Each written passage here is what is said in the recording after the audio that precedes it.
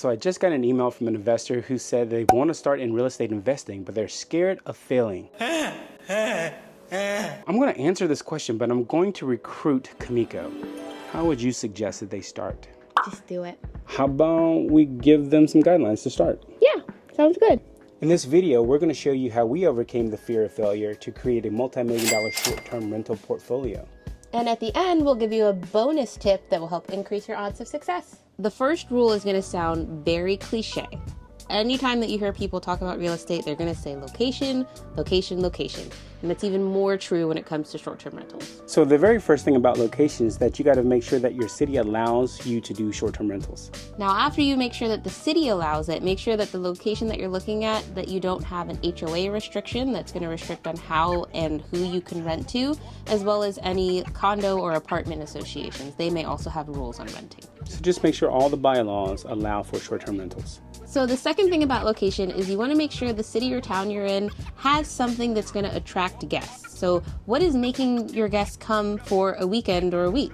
Yeah. For example, our demographic, what we do for our short-term rental is that we are near football games.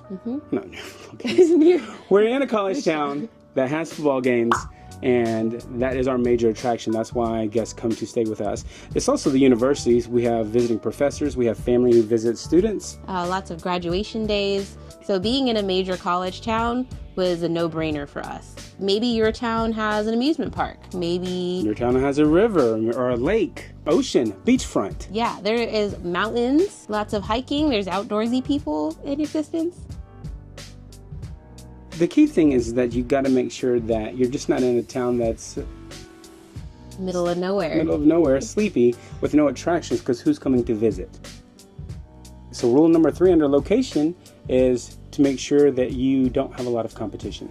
Right, you don't want to go to any oversaturated market. So good example of that would be Orlando. Now that has a great attraction, Disney World, Universal, SeaWorld, Legoland, all of that is right in Orlando, but there are thousands of Airbnbs. So if you're trying to break into that market, you're going to have a lot of competition of people who have been established for a really long time. They have great reviews. You have none. All right. You're also going to have to price yourself way low in order to even get some sort of bookings. And that often attracts not the greatest guests. So you want to make sure that you're in a place that's not oversaturated. All right. Rule number 2 is to increase your doors. Increasing your doors means that you need to make sure that your property has an ADU, or it's a multifamily like a duplex, a triplex, even a fourplex. The reason you want to do that is because now you can actually house hack your very first short-term rental. You can actually get an FHA loan at 3.5%, which is a low entry cost. So the major advantage of having an ADU is house hacking, and that's how we began our real estate investing career. We actually lived in the ADU while we renovated the main house. And when the main house is renovated, we rented that out. And then eventually we moved into the main house and we renovated the ADU. Now we have both properties or both doors available for a mega listing. Now with that mega listing, we can host up to 10, 12, 14 people. So our third rule about starting an Airbnb is that you want to keep in mind, who is your rental avatar? What type of guest are you trying to attract?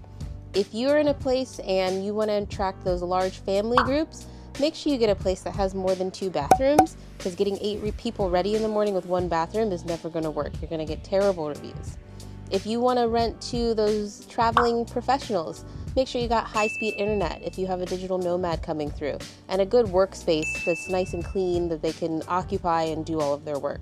If you want to rent to, a transient couple or that solo traveler, then that means that you can look for a place that's like a studio or a 1-bedroom apartment, because they don't need as much room and they're just going to be there for, a night or so. You want to really think about these things before you buy your place, so that when you go to set up your listing, you can kind of keep in mind all of the stuff that you're going to need to make your listing successful. Speaking of listings, rule number 4 is listing tips. And under listing tips, the number 1 rule is your profile photo. So do you absolutely need a professional photographer and pay them $1,000 to get photos? No, but they do need to be decent photos. Correct. All right, and you want to make sure you're getting the right shots that show off all of your short-term rental amenities and the things that you really want people to catch their eye and catch their attention when they're scrolling. Yeah. What you don't want to do is take a profile pic of your shower head, of a rug. Don't do that. So here's some examples of our profile photos that we're going to list for you right here, so you can go through these. What you want to do is you want to take a picture that's going to make them stop and click on your listing. That's the most important thing, right? So whether it be a photo of a beach, Visible. the view that you actually have. Yes. Don't put a picture of a beach if you don't have a view of the beach. Yeah, don't clickbait people. Yeah, don't be dishonest in your listing photo. If it's an actual view, show it. All right, and the second part of listing is the title. So you only get about 60 characters to give a very mini description of what your listing is. You don't have to use them all. The shorter and more concise it is, the better it is, because people are scrolling. Sometimes when you do a long title, you only get so much of it and people are just going to keep scrolling. You want to catch them in the first 5 words. A lot of ours are walkable to UF. A lot of people, if they're going to graduation, they want to be able to park at the listing and walk over to the amenities. Or say close to the stadium. Like that immediately catches people's eyes. If you have a great amenity like a pool or a hot tub, put that in there. Or if it's newly renovated. Newly renovated. If you're pet friendly, there's a lot of not pet friendly listings. Put that up there so people can immediately see like, oh, I want to check that one out. The last part about listing tips is that Airbnb or VRBO, when you list a new accommodation, they're going to give you the option to boost your listing for the first 30 to 90 days or the first however many bookings for, a small discounted rate for those initial guests. And what that does is that it allows you to get people in and get those initial reviews so that you can get more people booking and keep that momentum. That was good. Yeah? Yeah. That was good. If you're liking this video and you think it's helpful, click like and hit that notification bell so you can see when our next video pops. Thanks, would really like it. It's bonus time! It's bonus time! Bonus time! Our bonus tip is automation. Make life easier on yourself, especially when you're starting off in this brand new journey. The most important thing about automation is smart locks. So the 2 major ones that we would recommend, we've used both, are Schlage and August locks. Now, the great thing about smart locks is that you can change the code for every guest and set the entry and exit times.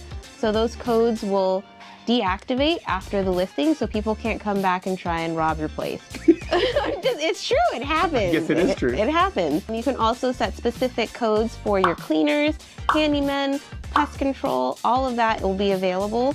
And it's really easy to change and move around. We have Schlage at all of our listings. We used to have August. Correct. They're both great brands, and the great thing about their apps is that they can integrate with your Airbnb listing and automatically generate codes every time a new reservation shows up. The reason that we switched from August lock to Schlage locks is because of the durability. When people were turning the August lock, they were actually kind of turning in too hard and breaking it. Yeah. Also, we love that the Schlage has an integrated keypad, whereas the August, it was a separate keypad to the side. It ran out of battery a lot, and so that was an extra expense that we were having to take care of. If you can't afford the price for it, they are kind of pricey. They're about $200 to $300 per lock. So if you're not balling yet, you can always go, with a manual key box, lockbox. Lockbox, like realtors have. You can set it outside. You can give them random codes. They can open it up, get the key out, and enter the house. Yep. Okay, so the other thing about automation is that you're going to want to invest in some sort of channel manager, especially if you're going to be booking guests through both VRBO, Booking.com, and Airbnb. So what this does is it integrates all of your calendars to prevent double bookings. You would hate to have a guest book on VRBO and also on Airbnb for the same dates. That's a no-go. The other thing about it is that you can have automatic messaging. So when somebody sends an inquiry, it'll send a message immediately as soon as that inquiry comes through, because Airbnb and VRBO will look at your response time. And that immediate message counts towards your response time. And then it gives you time to catch up and actually answer any questions they may have. We'll be able to ask for reviews, automatically send check-in and check-out info at a specific time before the booking begins and before the booking ends. This will save you a lot of headache and being tied to your phone 24/7 when you're getting messages from guests or potential guests. So the last part about automation is pricing. There are several programs out there like Price Labs or AirDNA that will automatically update your pricing as demand changes. Now, the good thing about this is that the more often you change your prices, the higher your listing usually appears when somebody searches for a property. The downside is that they often price your listing lower than what you would expect for major events like graduations or football games. And so that's why we personally don't use a automatic pricing generator because we feel like we can get better returns by manually pricing it ourselves. This is the exact blueprint how we bought our first property. I'm not saying that there is no fear in real estate investing. There is definitely fear and risk. But I'm saying this is the exact blueprint of how we bought our first rental property. And you can do it too. So go out there and create your passive income and start generational wealth. All right. So in this video, we're going to something. We're going to flub on the very first try. I particularly don't like it. I don't feel like they grab the events